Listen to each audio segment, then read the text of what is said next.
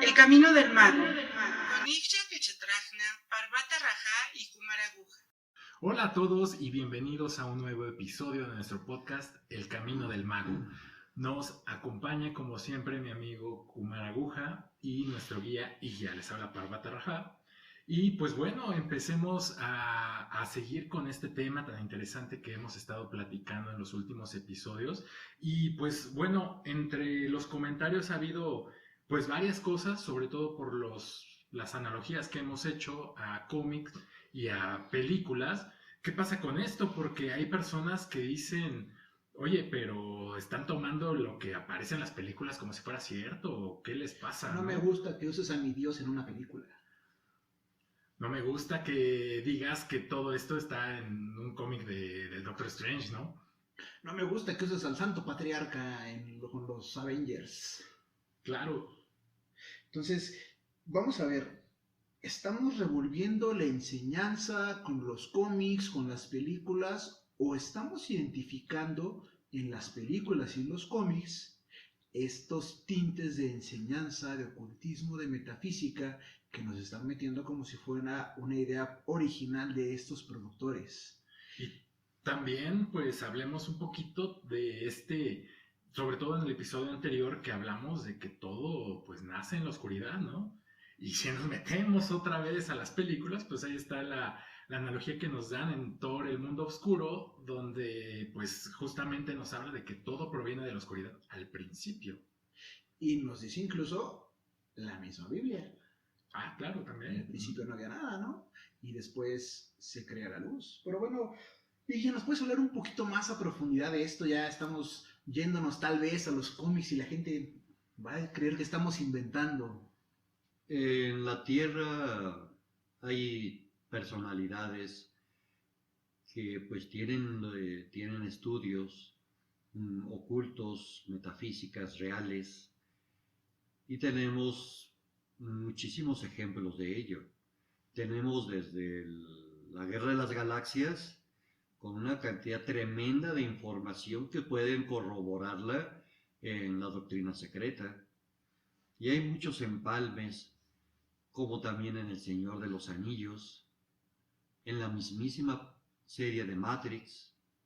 Quitemos todos esos aspectos hollywoodescos y que son atractivos como novela, como cuento, y podemos encontrar enmascaradas mucha enseñanza real. ¿Por qué fue esto? Pues porque la necesidad existe en la humanidad de entender y tener el conocimiento en su yo inconsciente de verdades, de realidades. Muchos de estos personajes que han creado, que han escrito estos cuentos o estas historietas, tienen dentro de sí mucha información que la van exponiendo paulatina y muy veladamente, traduciéndolo como cuentos. Al darnos cuenta de ello, la usamos no solo como tinte de enseñanza, sino como repercusión de aquella broma que ellos tal vez quisieron hacer, para que entienda el que puede entender y tenga oídos, el que sepa escuchar. Nos retomamos aquí un poco. Sabemos que C.S. Lewis, por ejemplo, autor de las Crónicas de Narnia, y J.R. Tolkien, el autor del Señor de los Anillos, eran contemporáneos e incluso eran amigos. Y nos cuentan la historia que pertenecen a la misma asociación incluso. Así es. Nunca nos hablan de si fue ocultismo o demás, pero bueno, creo que está. Y creo que es una buena chance el mezclar algunas cosas que sabemos con simples cuentos de niños. Me preguntaban después, Kumara, de que te han preguntado sobre cómo es que todo comenzó en las tinieblas.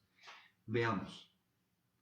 En el Génesis 1 dice: en el principio creó Dios los cielos y la tierra estaba desordenada y vacía, y las tinieblas estaban sobre la faz del abismo, y el Espíritu de Dios se movía sobre la faz de las aguas. Entonces, aquí te está aclarando, versículo 1 y 2, Génesis, todo comenzó en las tinieblas. Por lo tanto, este Dios que mencionan aquí vivía en las tinieblas hasta que se le ocurrió decir hágase la luz. Estamos acostumbrados a que nos dicen que tinieblas es malo o que oscuridad como ausencia de luz es malo.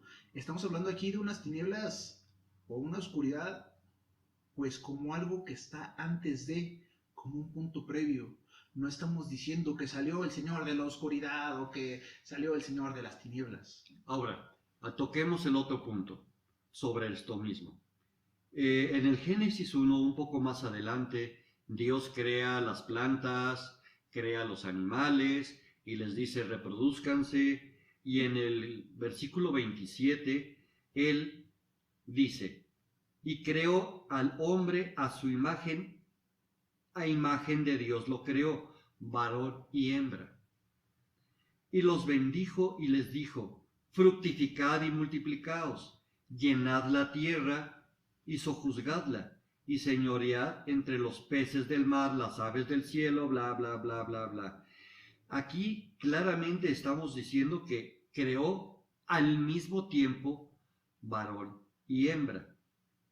¿Y la historia de Adán? Posteriormente, cuando fueron acabados los cielos y la tierra, y todo el ejército en ellos, y acabó Dios, hizo reposo, o sea, se cansó y dijo, hasta aquí.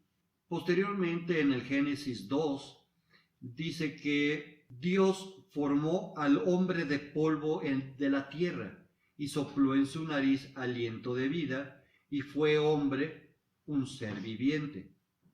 ¿No lo había ya creado antes hombre y mujer? Posteriormente, de él, de este hombre creado de la tierra, de una de sus costillas saca a la mujer. Y vuelvo a repetir, ¿no la había creado ya anteriormente? ¿O son dos Adanes y son dos Evas? ¿O son dos periodos de la existencia de la creación para un ser humano?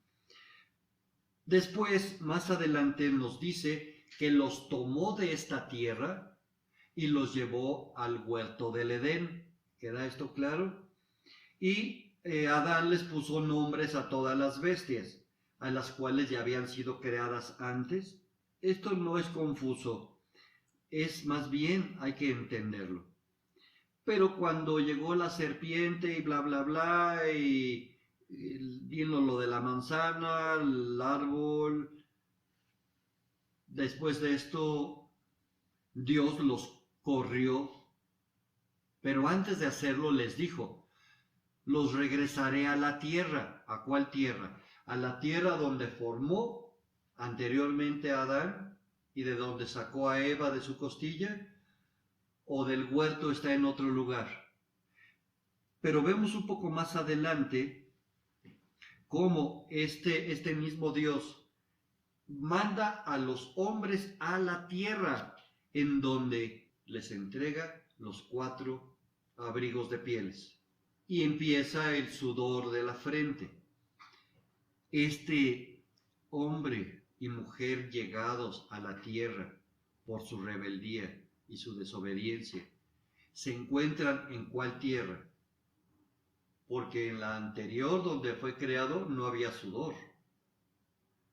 En el Edén tampoco.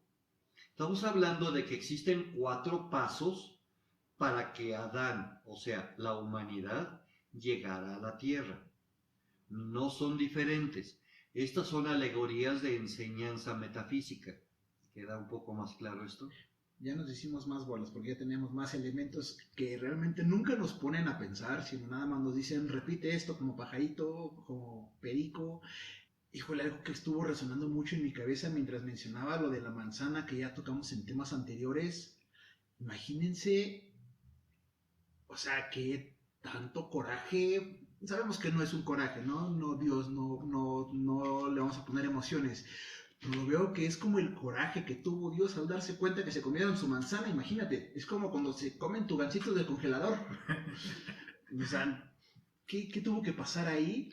Es que son diferentes pasos, o sea, no tuvo que pasar. están dando en una forma alegórica la creación de la chispa cósmica. Creó hombre y mujer, varón y hembra. Después los revistió con la primera insuflación de vida, pero no estaban aún en la tierra.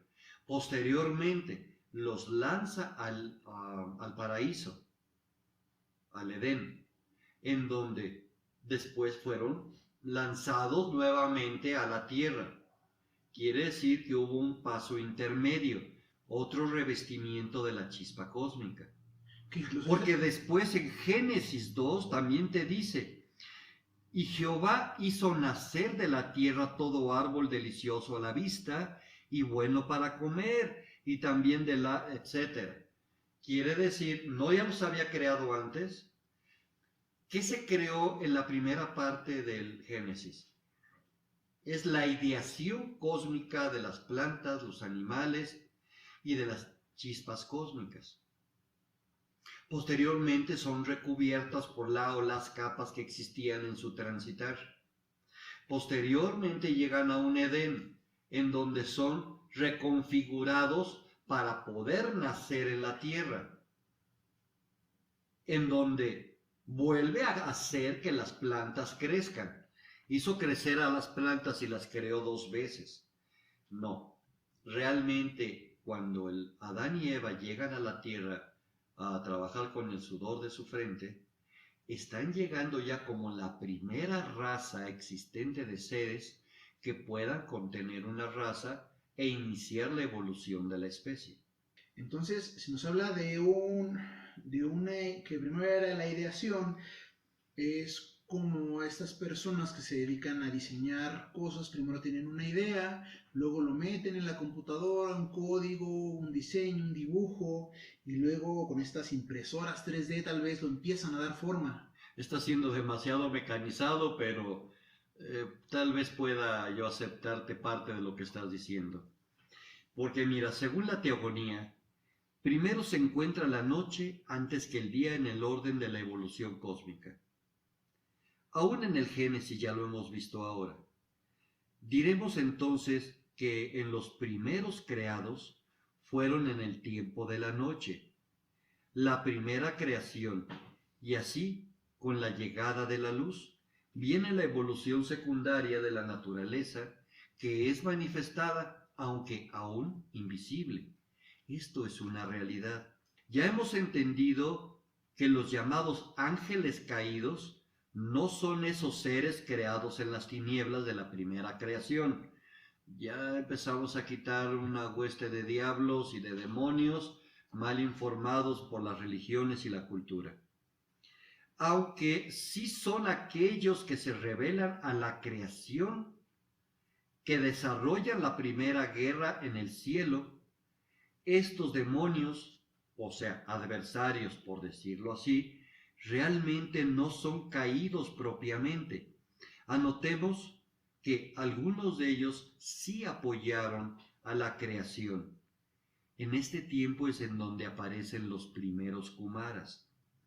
Y aparecen e ingresan al campo de la creación de la luz para la creación del universo.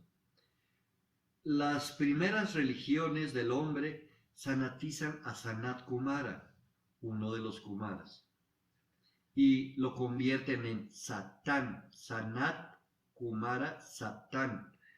Esto es una malversación como muchas que hay, que es combatido diariamente por la angelología cristiana. Y repito, no es el mismo Lucifer, quien aparece después de otra malversación de la gloriosa lucha de Luzbel, el primer ángel creado, que es realmente un ángel superior del mismísimo Dios, aunque también él se revela a la creación del Padre y encabeza la segunda rebelión en la conocida guerra con San Miguel Arcángel. A este es al que es enviado al Hades, el infierno, y a la tierra misma como su vigilante y poseedor. ¿esto fue castigo? Ya en otros episodios hemos visto que no fue así. Ya veremos después. Entonces, con esto, pues, nuevamente dejamos de ocupar como términos intercambiables de diablo, demonio, Lucifer, Satanás, el patecabre, todos ellos, pues si bien ahí están, o como conceptos que existen, pues no son una misma idea. Y el satanizar a Sanat Kumara fue más que un simple juego de palabras, según entendemos, porque, me suena que Sanat le cambiaron la letra y ya va a ser Satán. Y tanto lo enfocan así que en las formas primitivas de la religión judeocristiana, Lucifer, además de empalmarlo con Satán, como el mismo que no lo es, también dicen que Venus, que es la estrella de la mañana y la estrella del atardecer, es el planeta en donde radica Lucifer. Otra cosa que se les escapó y no se dieron cuenta que en un futuro lo íbamos a descubrir. Existe más de una interpretación en relación a los caídos, porque las claves para el misterio son la rebelión de los arcángeles y su caída, así como la caída misma de Adán y Eva que les platicaba hace rato del paraíso. Estas deberán ser comprendidas debidamente por un iniciado. Más que una caída y sus efectos kármicos, sabemos ahora que esta relación pertenece a la ley de la evolución intelectual y espiritual, física y psíquica, o sea, mental por otra parte. Entonces, ¿es la caída una alegoría universal que trata de describir una escala de la evolución? La rebelión, esto es, la acción de la inteligencia diferenciándose, o a la conciencia de sus diversos planos, buscando la unión con la materia, para poder evolucionar en este mundo. De ahí a que la materia entre en lucha contra el espíritu continuamente, para luego dar lugar a la acción contra esa inercia espiritual que lo saque de la misma materia. Cuando se habla del número de la bestia como malévolo y marcados para siempre por la oscuridad, entendamos algo. Si el número de la materia es el número 6, el número de la bestia 666.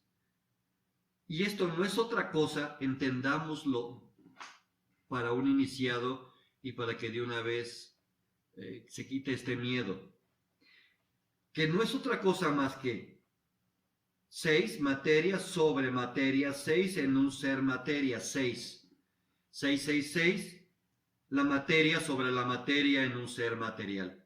Esto es la oscuridad que sí pervierte al hombre, porque la forma de alejar la espiritualidad o el espíritu y el acercamiento a su creador es convertirlo en más material en un mundo material. Aquí vemos que la numerología existe en la Biblia cuando algunas iglesias la prohíben porque dicen que es una forma de adivinación. No estamos hablando de una numerología pagana o de estos de que, suma las letras de tu nombre y las de tu abuelita y vamos a ver cómo se enfocan esos números para relacionarlos. Sino hablamos de una numerología sagrada. Esta numerología tal vez nos regale un capítulo especial. Mira, por lo pronto te voy a decir, la verdadera numerología desde la Cábala no es más que aplicarle números a conceptos para poder simplificar su estructura y que solo sea entendida por aquellos que conocen la clave. Esto es la verdadera numerología de la cual parte la geometría cósmica. Pero no es una lectura de números, esto es una cuestión muy mundana. El número es como decirte, el número 5 es el hombre, el número 6 es la materia, el número 7 es el espíritu, y así acomodándolo puedes tú decir en pocas palabras lo que quieres decir para que pocos lo entiendan y muchos entren en, ¿cómo se diría? En negación. Entonces aquí lo que estamos hablando de este 666, otra vez retomando las películas, cuando vemos la cabeza del anticristo que trae dibujado este símbolo, no significa que el anticristo nace con un 666 como nos dice la película, sino que es realmente esta materia potencializada por la materia misma y luego el resultado potencializado por la materia, como nos dice ella, la materia sobre la materia sobre la materia. En un ser material. Entonces ya fue mucho materia esto. En la alegoría original, o sea, en los ángeles que se han materializado, es lo que se consideraba como los vencedores del espíritu, aquellos que derrotarían el espíritu por medio de la materia. Y podemos entender por qué. Y cómo entenderemos a su vez a los arcángeles que cayeron en este plano. No son realmente los tentadores de la humanidad y por lo mismo tampoco son los propiciadores del mal que aqueja al planeta. Con todo, estos últimos fueron los que lucharon por la supremacía de la espiritualidad consciente en nuestra tierra y fueron vencidos, sucumbiendo al poder de la materia. Por lo tanto, en la representación de la guerra de Miguel contra Lucifer, es realmente la lucha para ser entendida del espíritu y la materia por una supremacía. Mas no es una realidad, son alegorías. Es tiempo entonces de empezarnos a ser responsables por nuestras acciones y dejar de echarle la culpa al angelito que me susurró, al diablo que me empujó la mano y disparé la pistola, como mucho dicen las abuelitas aquí en México, no hagas eso porque el diablo te va a empujar la mano. O sea, cuando realmente la responsabilidad está en uno. Tal vez hay situaciones muy específicas de las que no vamos a hablar ahorita, pero... Bueno, aquí haciendo un poquito un resumen de todo lo que nos has comentado, Igia, es pues en realidad esta parte del absoluto que idea estos campos de información. No sé, a ver qué tal me sale este corolario y sobre todo la pregunta que te tengo al final. Entonces, el absoluto crea estos campos de información para idear la creación y después pone esta creación, les hace su materia para experimentarse a sí mismo y pues en realidad es una plataforma de evolución y de crecimiento, ¿no? Yo podría pensar sin ningún problema. Entonces, bueno, a mí me parece esto una excelente oportunidad, pues nuevamente de evolución y de crecimiento, pero aquí mi pregunta es, ¿y por qué no lo escuchamos más? O sea, ¿por qué no las iglesias me dicen... pues sí, tal vez estás en la oscuridad, pero puedes crecer? Las iglesias siempre han tenido la acción oportunista para manipular. La creación del infierno es... Te voy a dar un ejemplo. Cuando eras pequeño y eras demasiado latoso, tu mamá te decía que iba a venir el coco y te iba a llevar. El señor del costal. El señor del costal. Y pues en las noches, en las madrugadas, te despertabas espantado por estos monstruos. ¿Y a quién recurrías para ser salvado del monstruo y del señor del costal? A tu mamá. O sea, tu madre te crea un miedo para luego ser la salvadora. Esta es la acción que vemos todo el tiempo en las iglesias. Ya me lo esperaba yo de esa señora. Pero bueno, quedamos.